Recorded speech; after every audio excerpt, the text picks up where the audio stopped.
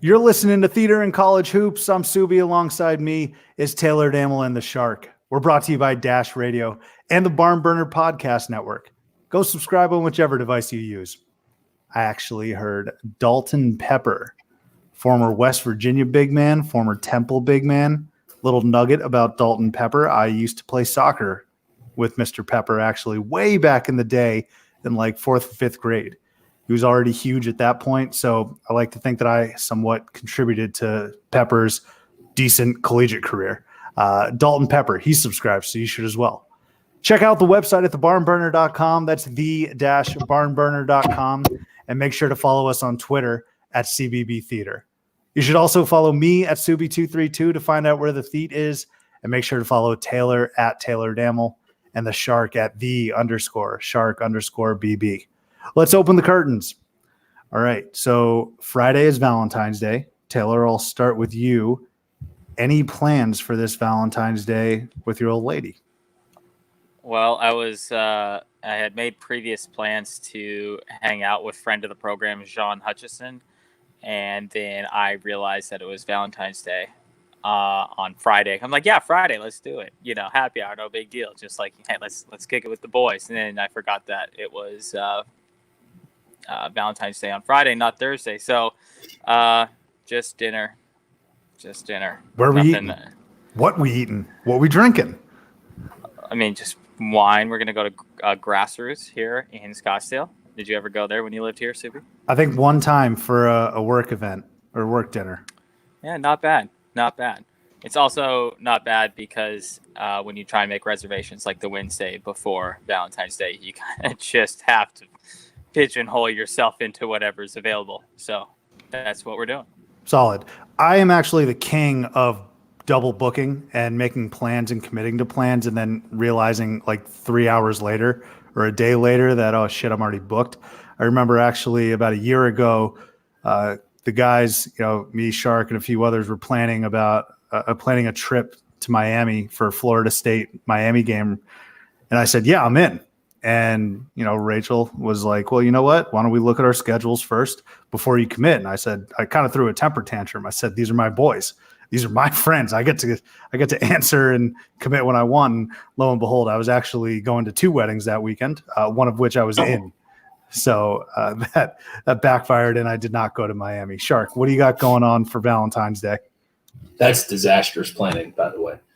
Not knowing you're going to a wedding one weekend, but 2 weddings and you're in one of them. Maron. For me, we are going to dinner, much like a lot of people. I don't know the name of this place, but I do know that it's a hot and trendy spot in DC.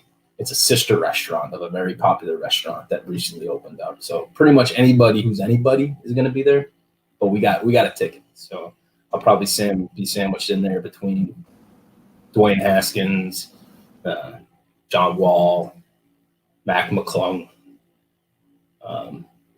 Bernie Sanders. Everybody's going to be there. Is the XFL team now the headline kind of guys? I mean, what about Cardell?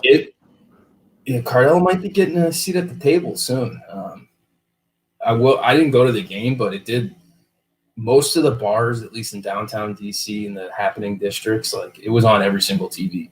I had to really dig deep to find Seton Hall Villanova was just on one tiny TV in the corner on Saturday, but literally every bar in the city had that game on multiple TVs as well. So like oftentimes you have the bars where there's 4 TVs right next to each other. They put the DC Defenders on 3 of those TVs.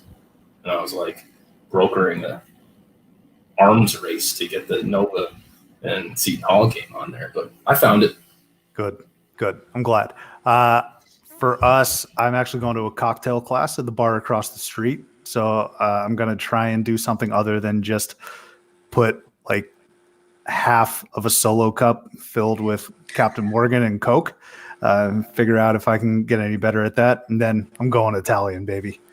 Late night Italian at Torchio right there on Wells Street. I'm trying to sound like Rothstein a little bit, but I don't know the exact address. I don't know the cross streets, but Torchio Friday night. Best part is that Friday night is typically there's no games, no good games at least, or no notable games. So I don't think we're going to be missing a ton in the college basketball world. Feel free to keep me honest if you guys have the schedule up, but typically Fridays aren't that great. Divine eggplant parm on the corner of 53rd and 8th. I might be going carbonara this Friday. I like it. Shark. So in the intro, every intro, I tell the listeners and the theater goers to follow people on our Twitter. Last night, you got into a little bit of a tiff with one John Wick. And so typically when you get into a fight with John Wick on the surface, that doesn't sound very good. Can you tell the theater goers a little bit about your beef from last night? I think it's a better question for John Wick. I mean, we started on the same side. We were actually, I can't really remember the chronology of all this, but it had to do with the Maryland-Nebraska game. Sub tweeted something out related to how it's a disappointing win for Maryland. And it's like, what? And then this guy, John Wick, kind of joined in, agreeing with him, telling us you got to show up and win, show up to play every single game. And my response to this correspondence was simply, Maryland is 20-4 now. They've won 7 straight games. They play in the deepest conference in the sport. And you guys are upset that they won a game. It was clearly a flat spot for them, playing the worst team in the Big Ten at home outside of Northwestern, and they still found a way to win. So you're just picking on crap to pick on. And this guy, Wick, he keeps doubling down to like how disappointed he was in the team. And I assume that he was a Maryland fan because, why else would you be expressing disappointment in a team winning? And one of his rebuttals to me was like, you don't understand. I played the game, as if like that's supposed to matter at all. And where'd you play, John Wick? I mean, give me some place to look you up. And he thought that he bodied me in the conversation at that point, which point he didn't, because I challenged him to play me in one-on-one anywhere in DC, again, assuming that he was a Maryland fan. I'd play him to 11, 1s and 2s. I'd spot him 4, and he could start with the ball. And then he came back saying he's from Georgia. So it just made no sense whatsoever. So John Wick, he got a follow out of me. I'm going to keep following him. But come on, man. Is there any better response to, like, in a pinch when you're losing an argument than, oh, well, I played, though. Like, I played. I know we're on a different level, because I played. It's like me being a golfer and being a decent golfer and then saying, oh, well, I'm pretty much like a PGA Tour player because I, played some golf. Or, me and Steph Curry, I'm down at LA Fitness draining threes on people. But, me and Steph, we're real similar because, we both got range. It's like, nah, dog, you have lost this argument if you have to go to the, I played in high school argument, because it's playing in high school means how much in a basketball discussion? Zero? Everything. Zero? Well, the funniest part is that the Shark also played. So if this guy played in like college, then I might side with him. What are you putting the past tense on that? I got a game tonight. I'm still playing. I'm 30 years old. I'm still in the Equinox League in DC. I'm still getting out there, man. I'm not done. So, opinion from you two, and this is a strong opinion I have, and I hope that all of my buddies who played high school and even college basketball listen to this. I think that all of my buddies who played high school and college basketball know less about basketball than anyone else that I know. Do you guys have a similar experience?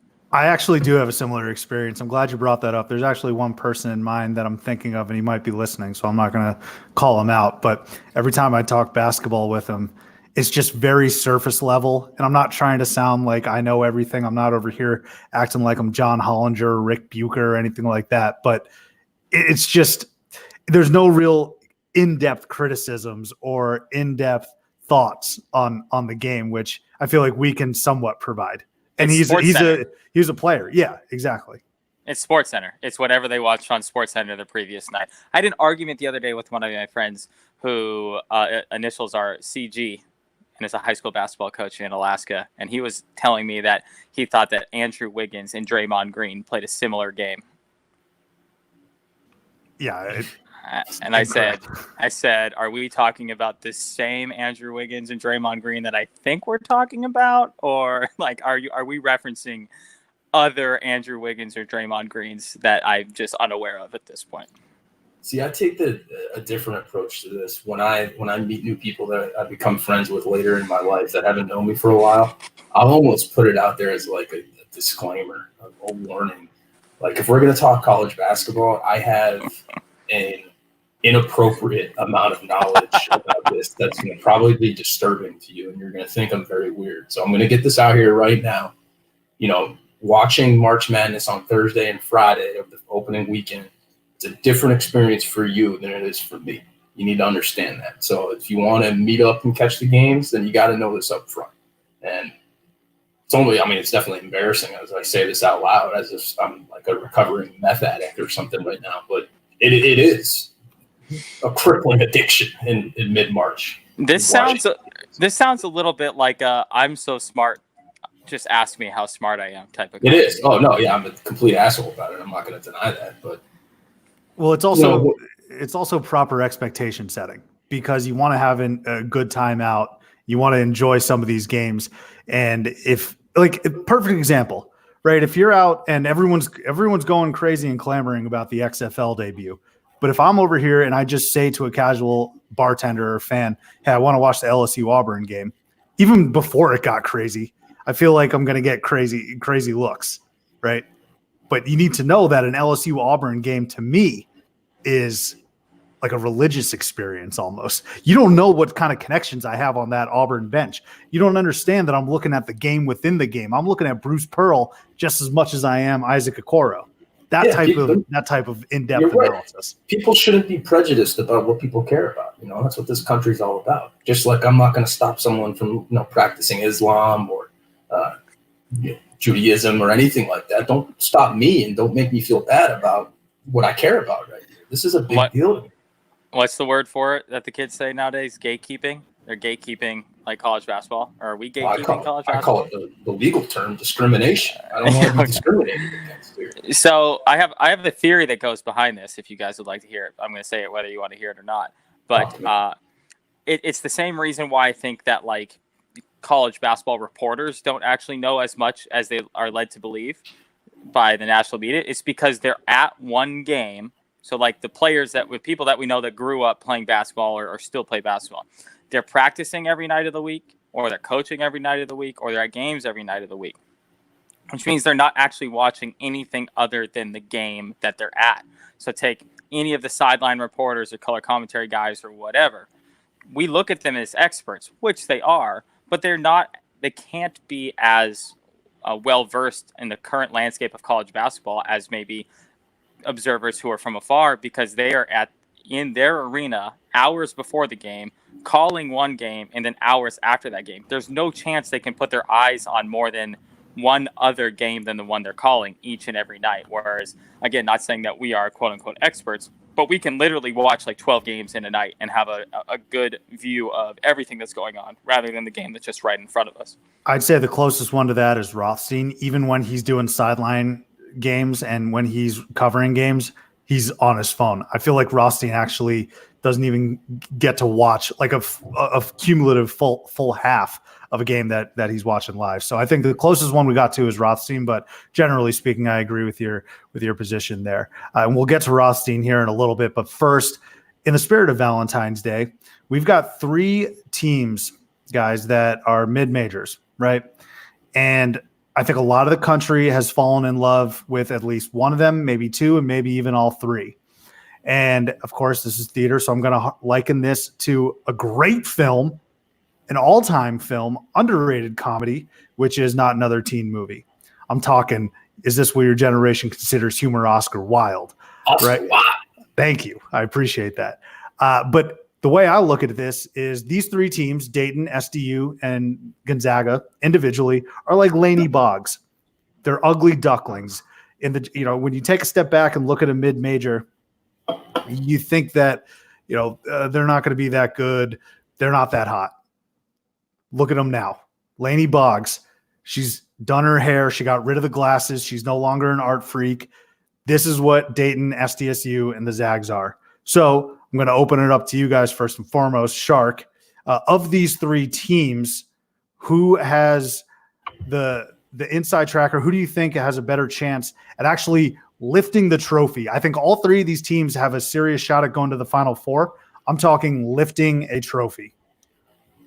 Gonzaga. Something about Dayton. I like Dayton. I think they can definitely get to the Final Four. San Diego State, I haven't seen them tested quite enough yet. But just Gonzaga, just because you know that their coach has been there. He's going to put the best product out that he can each year, and that they've been consistently playing within the top 5 throughout the year. So that would be my pick out of all those ugly ducklings to be selected by Chris Evans at the end of at the prom. Yeah, we're going to call this exercise Bogsin, by the way, guys. All right. Okay. We're Bogsin right now. Taylor? So can I steal Dayton from you, even though I think that was going to be your answer? Okay. Of course, yeah. Okay. I think Dayton, just because they have the best player of those three teams, and that's Obi Toppin, who might be the best player in the country, arguably. I mean, he's that good. And it comes to like a crunch time situation in a big game like that, I'm probably picking Obi Toppin to take the shot or have the ball in his hands over any player that's on. Malachi Flynn would be a good choice for San Diego State, I think, as well. He's more of a decision maker than he is a scorer, say like Obi Toppin would be. But I would take Dayton in that situation just specifically because of Obi Toppin. I'd have to 100% agree with you. Yeah, I'm taking Dayton because of Toppin, but also because of the supporting players. Jalen Crutcher, who actually suffered a little bit of an injury, so fingers crossed that that's not a long-term injury for the Flyers. Jalen Crutcher has proven that he can actually hit a game winner in a hostile environment, which he did against St. Louis. And then also Mike Sell for Dayton. They have length. They have good wings. And then since we're talking about Obi Toppin, did we all see that windmill and one that he had? I think that's one of the more outrageous college basketball plays that we've seen here in the past 5-6 years. But I'm going to go Dayton as well because they have that supporting cast for Toppin.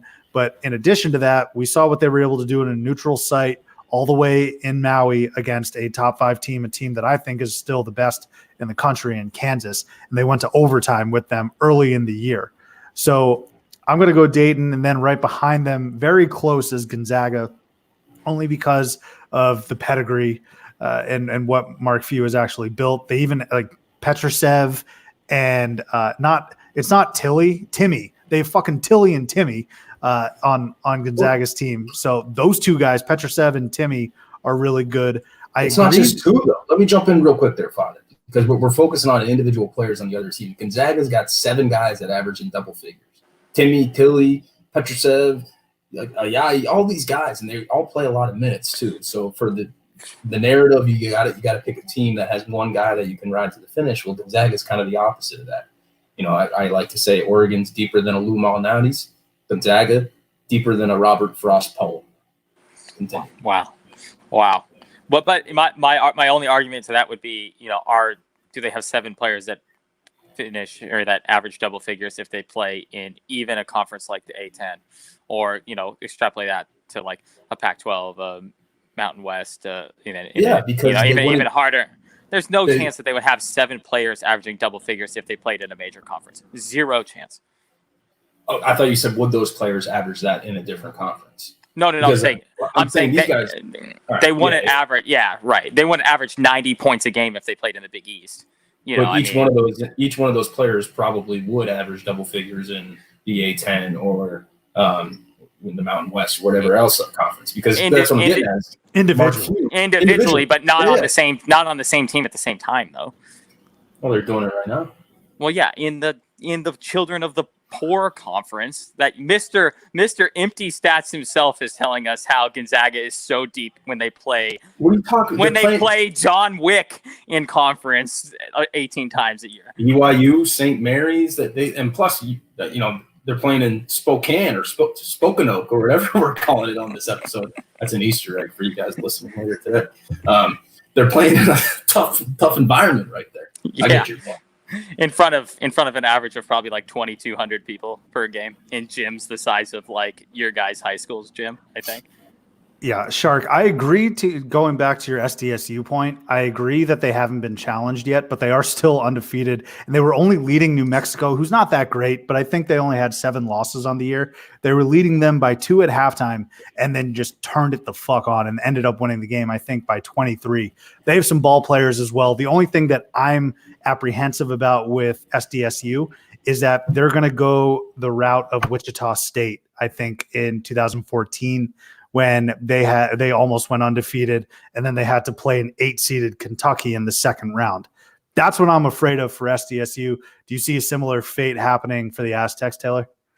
I don't know if I see a similar fate, but if of all the teams that we have here to choose from, they would be maybe the one I would choose just simply because of that. We've seen Gonzaga have success. We haven't seen Dayton have as much success, but we've seen them have probably a little more success lately because San Diego State has had a kind of a downturn over the last couple of years.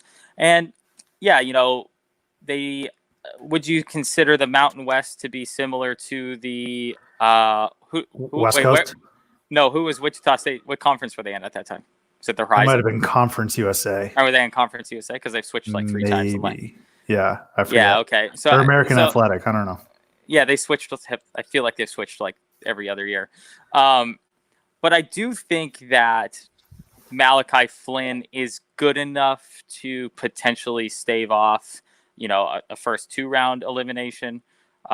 Kentucky was the last undefeated team in 15. And then, like you said, Wichita State was the previous undefeated team before that. Were they undefeated though? Or did they just have like 1 loss? Who? I forget. Wichita State. No, they were undefeated. They were? Yeah. Yeah, they were like 34-0 or something going into that Kentucky game. I don't know. I think that maybe this year in college basketball as a whole doesn't have because that Kentucky team was talented that they lost to, right? Yeah, they had the Harrison twins. They had talent, of course. Sure. I just don't see as much. There's not going to be a team this year that's an 8th ranked team or an 8th seeded team that's going to have as much talent that Kentucky team had at the time. In my opinion, maybe not talent wise, but I can absolutely see a game where SDSU has to go up against an 8-seeded Texas Tech. And I'm going to tell you right now, I'm taking Chris Beard every single day of the week, twice on Sundays in that game. Yeah, that's fair. I think that of any of the high seeds, of potential number 1 seeds, and this is kind of what you're getting at, their matchups are going to be the most important of any team, of any high-ranked team going through the tournament for their future success in the tournament. I like this new thing that we're doing then. All right, we got Yostin. Now we're going to get Boggs in. We got 2 Dayton Boggs and then 1 Gonzaga Bog. Can I throw in one more Cinderella team that I've previously talked about? This is like the girl that had braces in high school. She hadn't quite grown into her ear size yet, all that. But then all of a sudden, end of senior year, you're like, yo, where'd Wright State come from? Like, she's hot.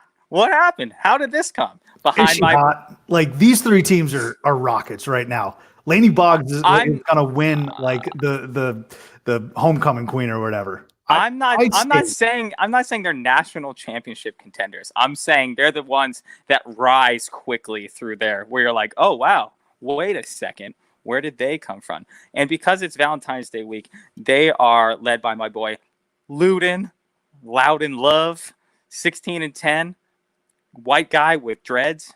You gotta love Wright State. That's my underrated Valentine's get in before they get hot pick. Lot of love. Another one. A lot of love for Dayton basketball, Wright State, and of course Dayton. A few other news and notes actually before we get to our interview with Chris Alphin. Did you guys watch Stuffed with John Rothstein? Did you watch it, the first episode? I only got through 5 minutes of it, and then I had to go work, so I got to finish it up. Shark? Not yet. Talk to me. All right. So started out slow, not going to lie. He kept looking at the cue card, and he also made a mistake by saying Peyton Pritchard is going up against the Ducks. That's just not possible. But this was within the first 2 minutes, and of course, it's the inaugural episode. But it was a little shaky to begin. A few other comments from that. He interviewed Bruce Pearl. Apparently, he doesn't eat chicken parm or veal parm with cheese. Now, Shark, as our paisan here. Cheeseless veal and chicken parm. That's a no-go, right? That's got to be a hit on Pearl. Must have incredible sauce or gravy, depending on how you want to refer to it to go with it. But you got to have that layer, that thick, like egg white looking mozzarella cheese sitting on top of it, where you cut it perfectly, and you get a little of the cheese on. You don't want to have one bite of fully cheese. I'm just thinking about this. I'm kind of Pavloving right now because I'm kind of hungry. But yeah, cheeseless, mozzarella-less, veal parm, chicken parm. Get out of here. Yeah, a little bit of a critique there for Bruce, but man doesn't like cheese. And then also we had a really funny line in the episode. Bruce just said, I moan when I eat. And Rothstein said, oh yeah, I bet you do moan when you probably moan when you coach too. Just a lot of moaning, a lot of coaching, a lot of Rothstein, a lot of food. It was just a whirlwind of 10 seconds or so. And then he interviewed your boy, Shark Peyton Pritchard. And I'm going to ask you a question here in a second, but apparently Pritchard really likes rom-coms. So Rothstein went down a list of 10 rom-com movies, and Pritchard only knew 4, exposing himself as the fraud that I had thought he was in the preseason. And he may not be a fraud on the court. I think I've come around on that. Taylor, I know you haven't. But in terms of cinema, in terms of theater, I'm going to call Peyton Pritchard out. Which ones did he miss? Also, Bruce Pearl and Peyton Pritchard were on a Rothstein show. How did I miss this? I'm telling you, yeah, you watch the show, subscribe. That's on me. I'm doing free peddling over here for Rothstein. But some of the ones that he missed, to his credit, were way before his time. It's like asking kids in the draft, in the NFL draft and the NBA draft, like, oh, do you know who like Nas is, or do you know who the Backstreet Boys are? And sometimes they don't know. But Peyton Pritchard never saw When Harry Met Sally. He actually, this is going to really grind your gears. He had some negative words about There's Something About Mary. He didn't like There's Something About Mary. Why not? Yeah, I actually think he hadn't seen it. So here's how I think about it. Rothstein asked him the first two movies. Pritchard said he hadn't seen it. And then he asked him, There's Something About Mary. And he kind of was like scrambling. He didn't want to be put on the spot. So he's like, yeah, I didn't really like it. Like your classic, I haven't seen it, but I need to say that I have.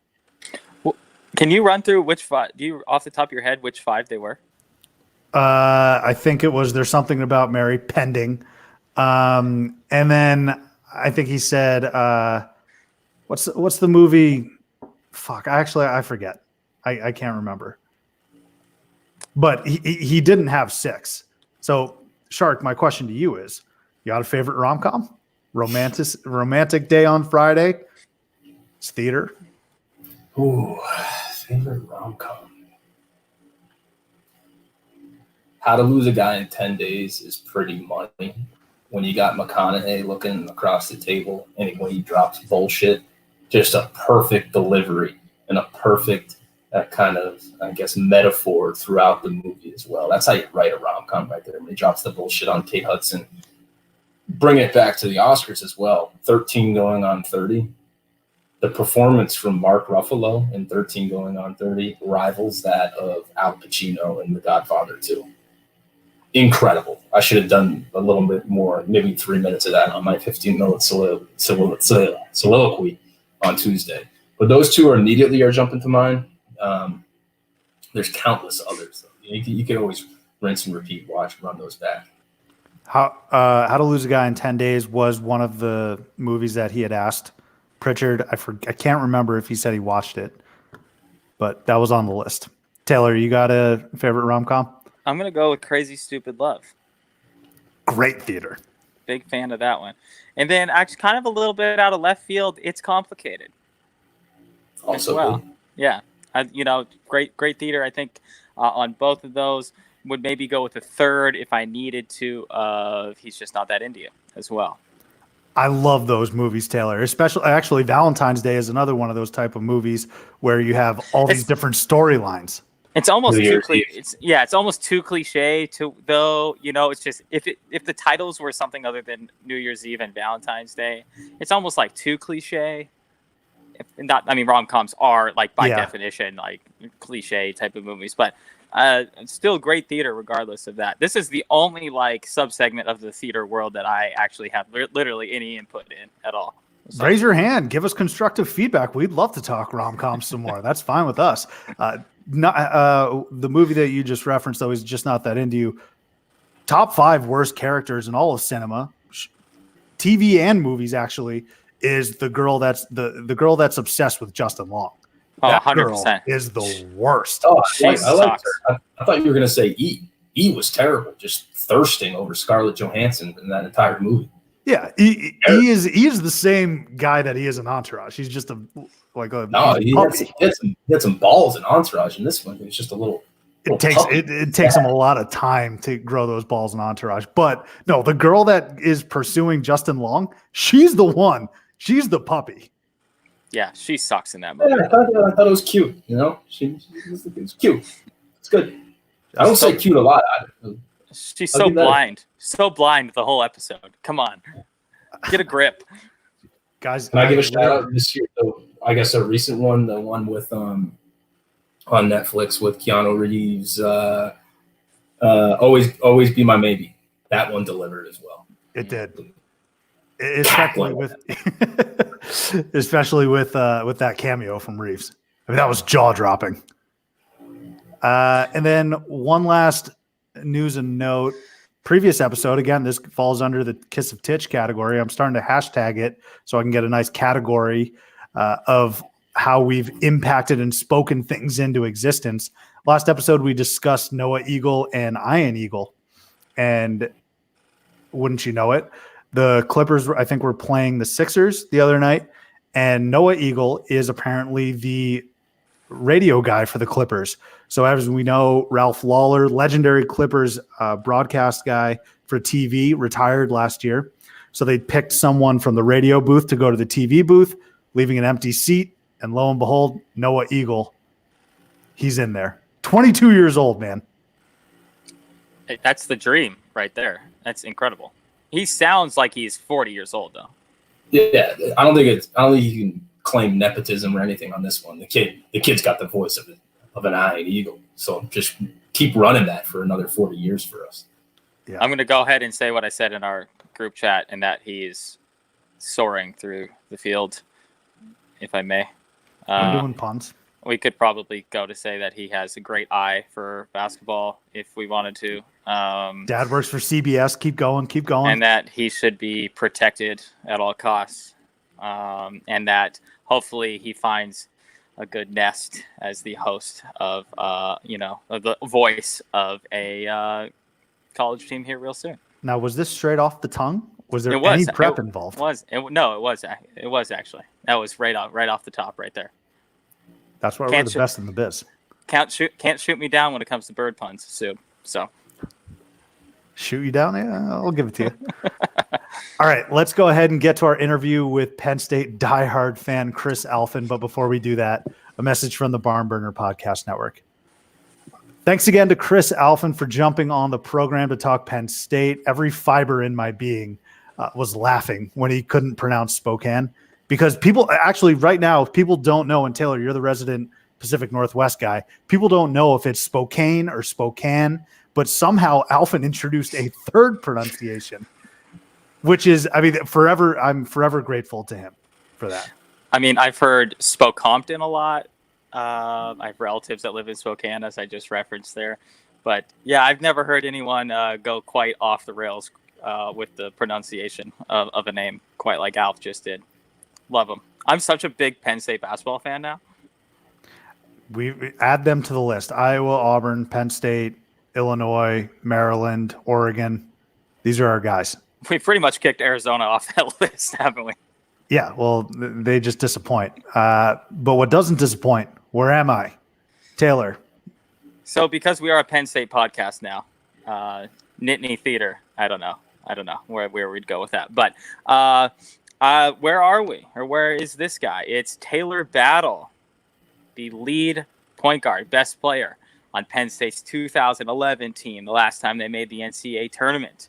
He played overseas for a number of years, still participates in the basketball tournament, TBT, but now he's a financial advisor for Morgan Stanley in Albany, New York. He has several Twitter handles, one being professional, and that's at Taylor Battle MS for Morgan Stanley. Or there's his personal one, which is my personal preference, and that is Bubby Battle, at Bubby Battle. He is a part of the Lynch and Battle group at Morgan Stanley. And located there back in his hometown of Albany, New York. My favorite thing that I learned about him in doing a little research into his life is that he has a brother named Bowie, B-O-O, Bowie, that plays at Northwestern. So that's where Taylor Battle is now, advising the people on their finances in New York's capital city.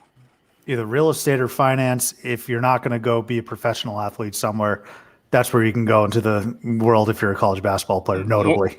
We've literally only seen two careers in this. One was a teacher, I guess. But other than that, it's been real estate or finance.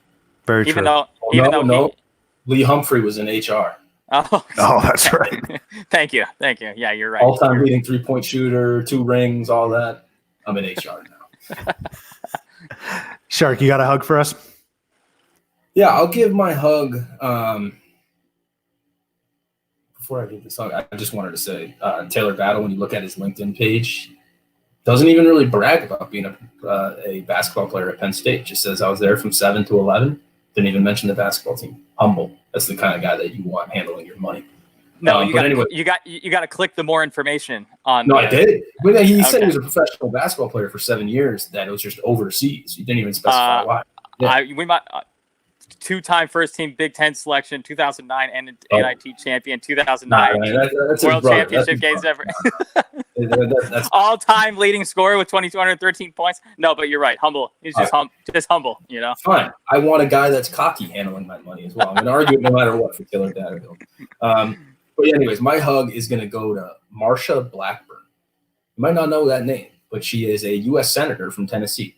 She, if you guys don't know, on Tuesday of this week, we're recording this on Thursday, but there was a U.S. Senate subcommittee on the Manufacturing Trade and Consumer Protection's Name, Image, and Likeness, the State of Intercollegiate Athletic Compensation.